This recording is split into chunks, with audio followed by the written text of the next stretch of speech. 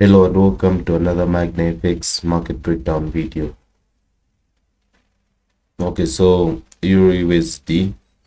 For Euro USD, I have been taking some losses, a streak of losses. I have been having a streak of losses, which is normal in the markets, which is normal. There will be times where you have streak of wins, there will be times where you have a streak of losses.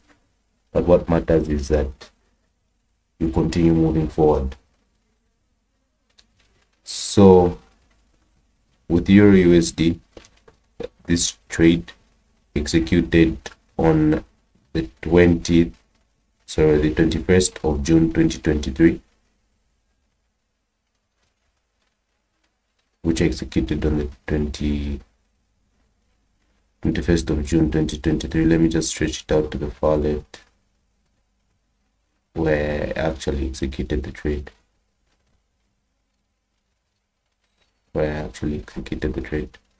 Okay, so I executed the trade on this candle here, this candle that we have here. From the looks of this candle, you can see that this candle is a bearish candle. Let me just add some color for you guys. Okay, so you can see this candle is a bearish candle. This is the candle that I executed my trade on. As you can see, the previous day on the 20th, where I executed this buy trade from here, came into profit, then eventually price came down and hit my stop loss. So sorry. So the price eventually came to hit my stop loss and broke this previous structure. Then from here my bias changed, as you can see on the 4-hour time frame. If we go to the 4-hour time frame, you can see that price has been wicking to the upside. We failed to go above 1.0940. Here we failed to go above 1.0940. Still wicking to the upside. We also had some wicks to the downside. So from here I was expecting price to retrace down to 1.0850. That was my expectation, but price had other plans. The market had other plans. From here you can easily see we also have my significant level here. So from here you can easily see that price is potentially making a retracement, but this was not the case.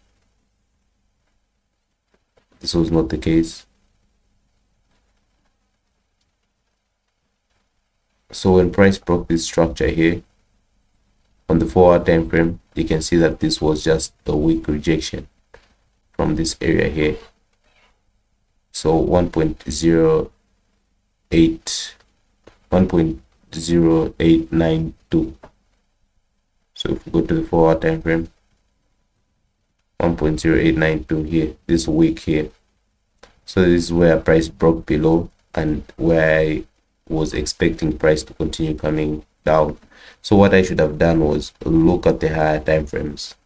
I was solely concentrating on the lower time frames. What I should have done was look at the higher time frame and look at this and look at the pin bar formation that we had here. So the good part about losses is that you get to learn from your losses. So I should have looked at the higher time frame, at the 4-hour time frame, because if you come to the 4-hour time frame, you can easily see that this bias is bullish. Wick to the downside. Here we had some indecision. The market was quiet. Then we had this bullish candle here, which eventually gave the signal that buyers are in the market. Then when we come down to the 30-minute time frame, this is where we can see that price is bearish. We can have the bias that price is bearish, when in actual sense the bias is bullish. So when it broke this structure here, my bias changed. because I was stuck in the lower time frames. So I was thinking price was going to continue to come to the downside, and my target was 1.0859. That was my target, but eventually stop loss was hit. We eventually ended up testing our previous support. So we have support at this level, support at this level, support. My previous support level where I took the trade on 20th of June.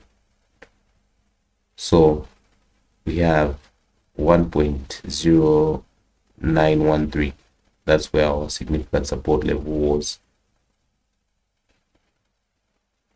So yeah, that's the trade.